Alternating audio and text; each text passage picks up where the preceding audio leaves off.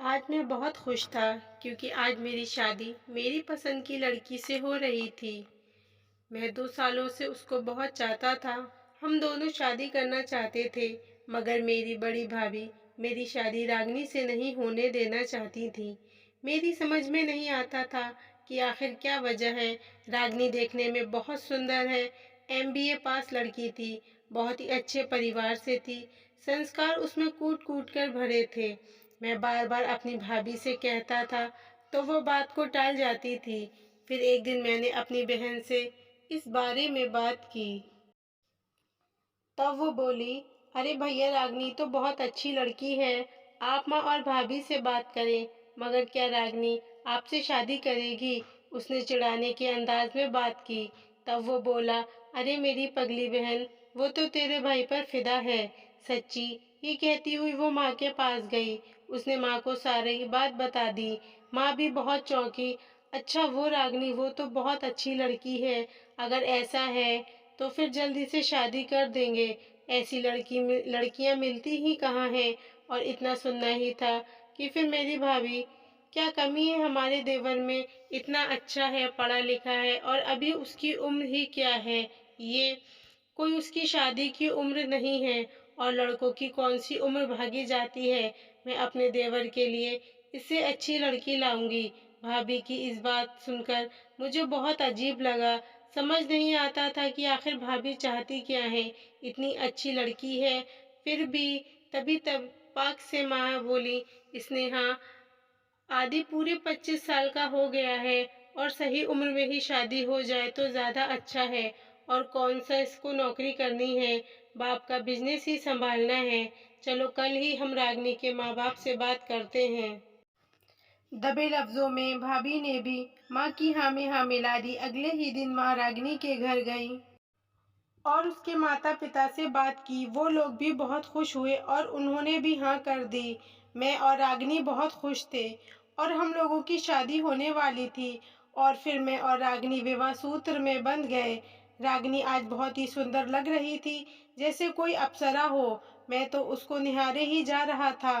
तभी मेरी छोटी बहन और भाभी ने खासकर कहा, देवर जी अब निगाह हटा भी लो।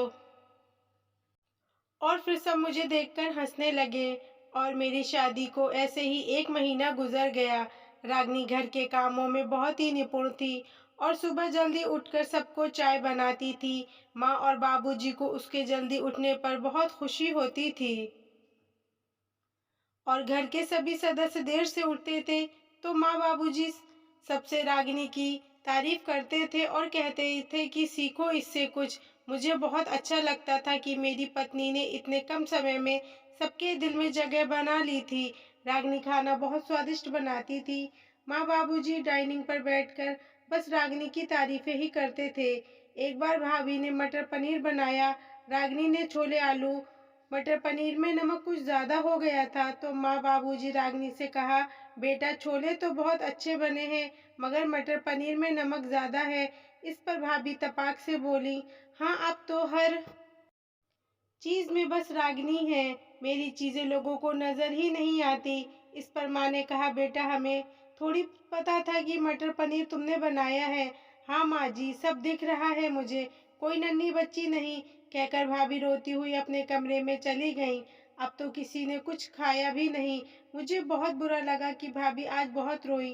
फिर अगले दिन सब डाइनिंग पर बैठे थे, तभी स्नेहा भाभी आई और माँ बाबूजी और रागनी से माफी मांगी और कहा कि मुझसे गलती हो गई, अब आइंदा से ऐसा नहीं होगा। अब सबने कहा, अरे भाभी, कोई बात नहीं। सब फिर हंसी खुशी रहने लगे और मैंने देखा स्नेहा भाभी रागनी का बहुत ख्याल रखती थी और उससे प्यार करने लगी थी। ये देखकर मुझे बहुत खुशी हुई, क्योंकि मुझे पता था कि भाभी खुद को कमतर महसूस करने लगी हैं। लेकिन अब ऐसा नहीं था। भाभी बहुत खुश रहती थी, लेकिन पता नहीं ऐसा लगता था कि रागिनी अब खामोश खामोश रहने लगी है। मैंने उससे कई बार पूछने की कोशिश की, मगर वो कहती थी, कुछ नहीं, बस थकावट बहुत लगती है मुझको। मैंने डॉक्टर को दिखाया तो उन्होंने बताया कि आप आराम ज़्यादा करें, कुछ दवाई दी, मगर अब रागिनी पहले जैसी नहीं लगती। मैं उसके लिए बहुत परेशान रहने लगा। एक दिन रागिनी ने सबके पसंद के करेले की सब्जी बनाई। जैसे ही सब्जी का निवाला लिया, उसमें बहुत मिर्च थी। बाबूजी तो एकदम चीखते हुए उठे, किसने बनाया है ये? रागिनी ने कहा, मैंने। पर रागिनी, इतनी मिर्च तुम्हारे खाने में इतनी मिर्च नहीं होती थी। सब लोग अधूरा खाना खाकर उठ गए। भाभी रागिनी के पास आई, बोली, रागिनी, हो जाता है कभी कभी, कोई बात नहीं, कल को पालक पनीर की सब्जी अच्छे से बना लेना। रागिनी बोली, जी भाभी जी। रागिनी आज कमरे में बहुत खामोश थी। मैंने उससे कहा कि हो जाता है, तुम इतना परेशान क्यों हो रही हो? अपना चेहरा देखो कितना काला होता जा रहा है। अपना ख्याल रखा करो, अपनी केयर किया करो। रागिनी करवट लेकर बोली, नहीं, मुझसे इतनी मिर्च कैसे हुई? मैंने समझाया, तुम्हारी तबीयत सही नहीं रह रही, हो गया होगा। अगले दिन रागिनी ने पालक पनीर बनाया। जैसे ही सबने खाया, उसमें नमक बहुत तेज था।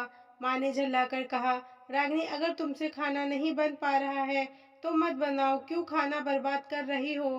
फिर माँ ने रागिनी से कहा, रागिनी, खुद का ख्याल रखो बेटा, पहले देखो कैसी होती जा रही हो, ना काम सही से होता है, ना ही तो पहले जैसी लगती हो। आखिर क्या बात है? रागिनी रुहासू होकर कहती है, नहीं मम्मी, ठीक है, मैं बस थोड़ी थकान लगती है। रागिनी अभी पेट से भी नहीं थी, जिसकी वजह से ऐसा होता हो। आखिर क्या वजह थी, किसी को कुछ समझ नहीं आ रहा था। मगर मेरी नज़र जब भाभी के चेहरे पर पड़ी तो वो मुस्कुरा रही थी। मुझे बहुत अजीब लगा। उस समय तो कुछ नहीं कहा, मगर उनका यूं इस तरह खुश होना मुझे खटक रहा था। फिर एक दिन हमारे पड़ोस की आंटी आई और माँ से बोली, सरला, तुम्हारी छोटी बहू कितनी भी सुंदर हो, लेकिन बड़ी के चेहरे पर आज भी वैसी चमक है। और छोटी को क्या हुआ? इतने दाग धब्बे और काली होती जा रही है। क्या बात है, परेशान है क्या? उन्होंने तंज भरे अंदाज में कहा। रागिनी को बहुत बुरा लगा, मगर इस बार भी भाभी दबी हंसी हंस रही थी। अब तो मैं समझ गया था कि कुछ तो बात है, जरूर, जो वो इतना खुश हैं। काफी दिन बाद रागिनी ने फिर खाना बनाया। वो किचन में थी। मैंने पहले वहां से अपना फोन लगा दिया था। जैसे ही रागिनी किचन से बाहर गई, भाभी ने सब्जी में नमक डाल दिया। ये देखकर मेरे पैरों से जमीन खिसक गई। और जब खाना डाइनिंग पर लगाया गया, तब मैंने वो सब्जी बदलकर बाजार की सब्जी रख दी थी। सबने बहुत तारीफ की, लेकिन जब मैंने भाभी का चेहरा देखा तो उनके चेहरे पर कंफ्यूजन साफ झलक रहा था।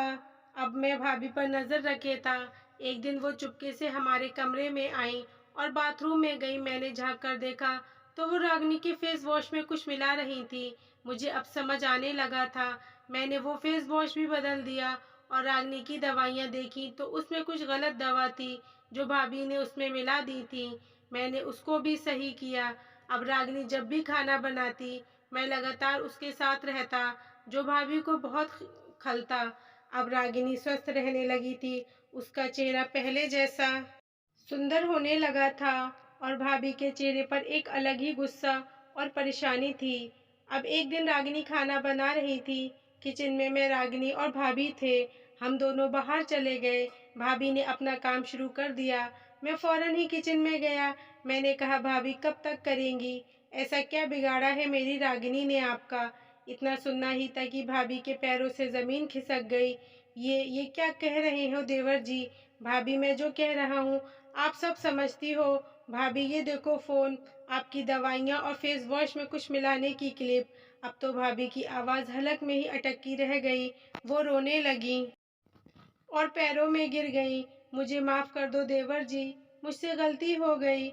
मैंने जलन की आग में अंधी हो गई थी। मुझसे रागिनी की तारीफ बर्दाश्त नहीं होती थी। लेकिन आप किसी से कहना नहीं, मेरी ज़िंदगी बर्बाद हो जाएगी, मेरी इज्जत ख़त्म हो जाएगी। मुझे माफ़ कर देना। मैंने भाभी को उठाया और कहा, भाभी, ये बात मुझे कई दिन से पता थी, मगर मैं सोच रहा था कि आप सुधर जाएं, लेकिन हद हो गई थी। क्या कमी रखी थी मैंने? आपको माँ समान मानता था।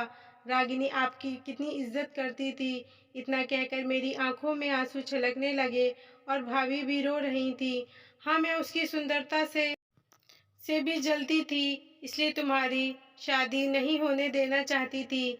माफ़ कर दो मुझे प्लीज़। भाभी काफ़ी गिल्ट फील हो रही थी। मैंने उन्हें माफ़ कर दिया और कहा, भाभी ये सब खत्म हो जाए अब, लेकिन मैं आज भी सोचता हूँ कि दुनिया में ऐसे लोग भी हैं।